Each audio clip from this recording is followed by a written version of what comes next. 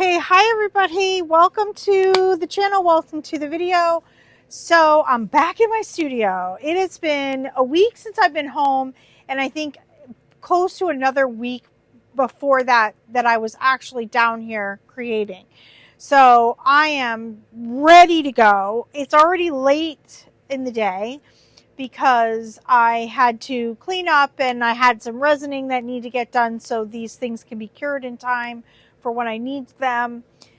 So I'm finally sitting down to doing some painting. I have been waiting to do this painting. We're going to do it on an 8x16. It's going to be another installation of the Jewel Tone series. Let's take a sip of my coffee there. And it is going to be the red version. So I'm really excited. I'm wanting to do this painting. I've just been thinking about this painting for well over a week. Okay. The base for this piece is going to be this color, which I mixed, which is simply just about 90% carmine, Amsterdam carmine, and about 10% oxide black, which also was Amsterdam. That's our base. And then, in keeping with the series, the theme in the series, we're going to have pearls, metallics, and some coordinating colors. We're going to have pearl red, carmine, of course, since that is in the base. We're going to have silver. This one happens to be Creative Inspiration silver. We are going to have Bordeaux red. I always want to use this color. I have it.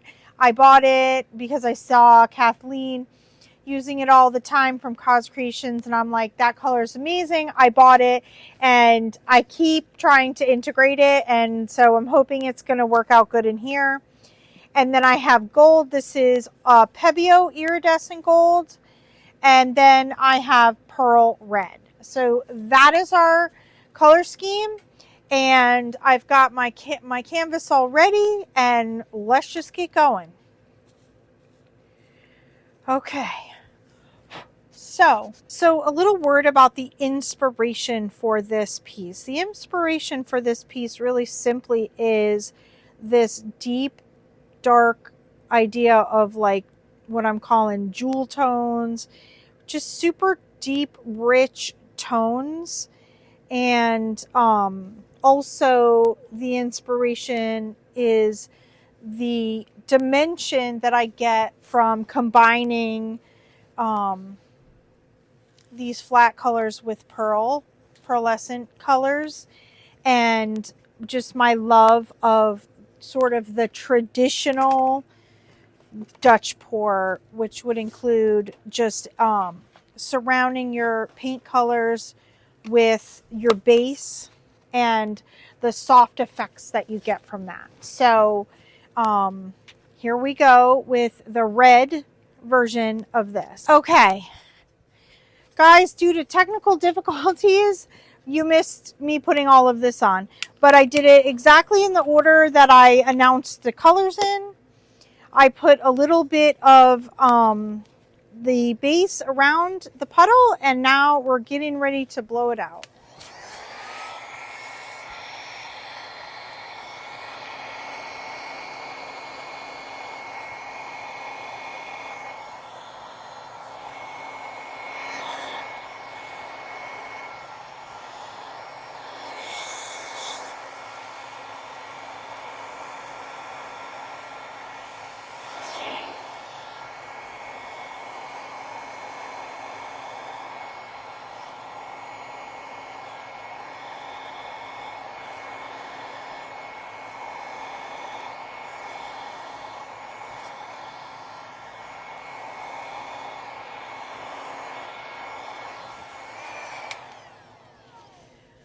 Okay, well, I mean, some incredibly gorgeous things are happening, and the cells are continuing to pop. It's slightly more minimal than I might have liked it, but more and more stuff is popping. And there's a ton happening on the sides, which is pretty cool.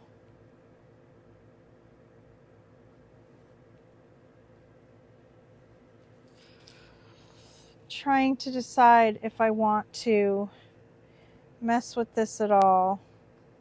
I kind of think I don't. It's super minimal, but it's pretty cool.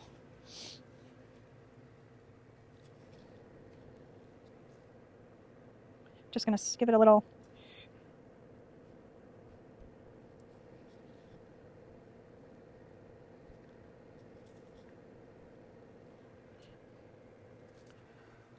Okay.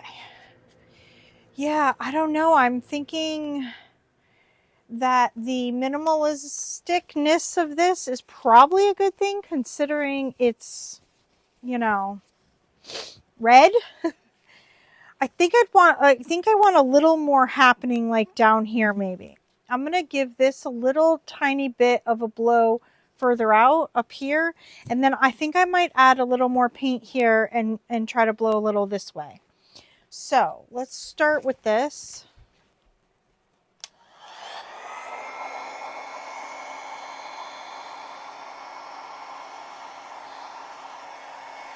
That's good.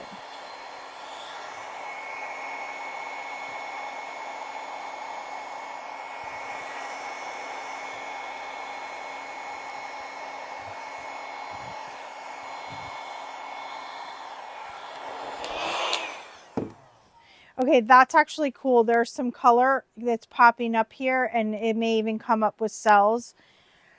The cells over here are fantastic. I'm actually starting to reconsider my idea of doing anything more down here.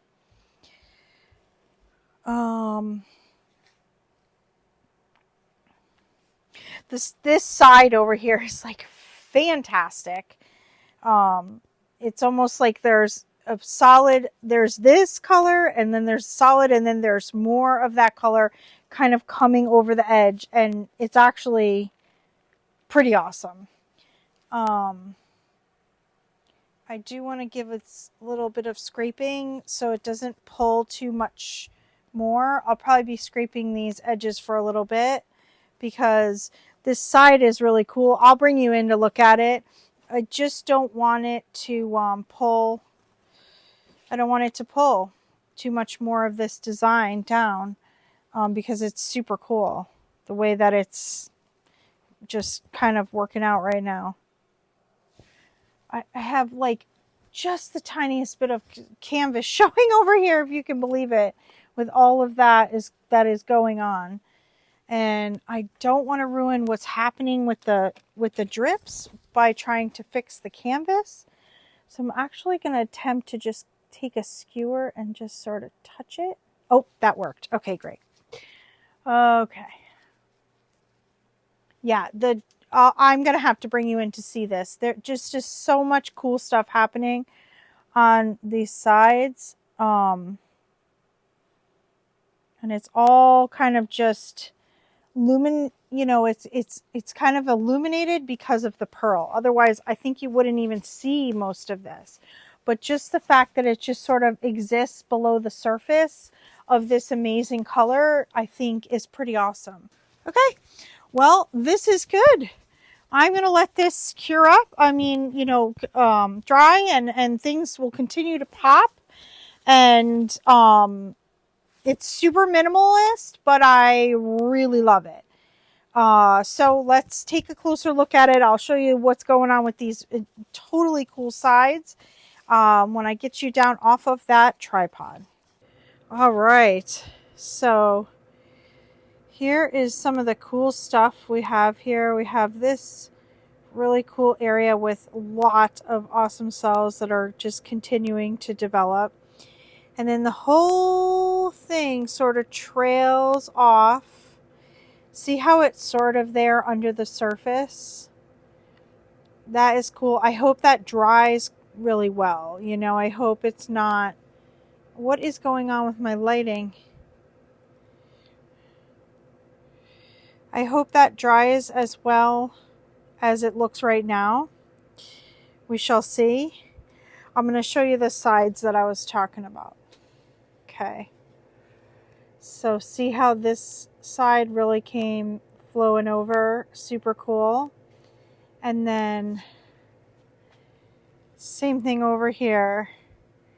Bunch of gold came down in some really cool streams, little waterfalls.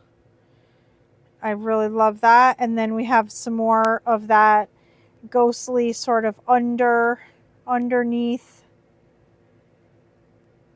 color coming through down the edge. So, I mean, we just have to see how this is going to dry. Hopefully some of these cool elements that we see now will continue once dry.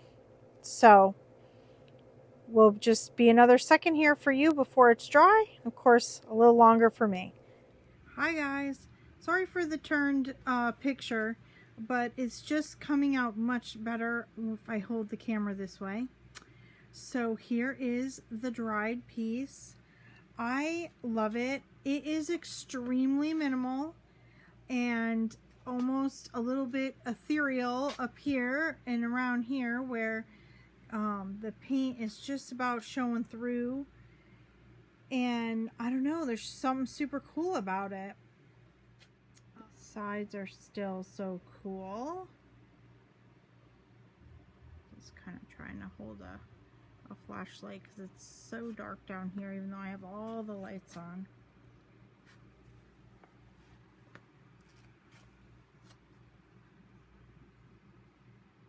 Here is just such a gorgeous piece.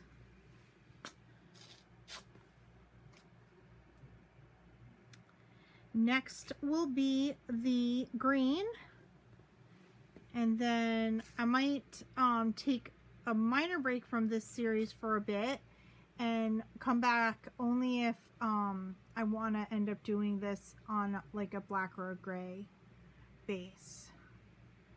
But this is our piece, our red piece, and I don't know what you think, you let me know, but I think I made red happen. Thank you for being here. Come back and paint with me again. When we wake, hear the birds and see the sun.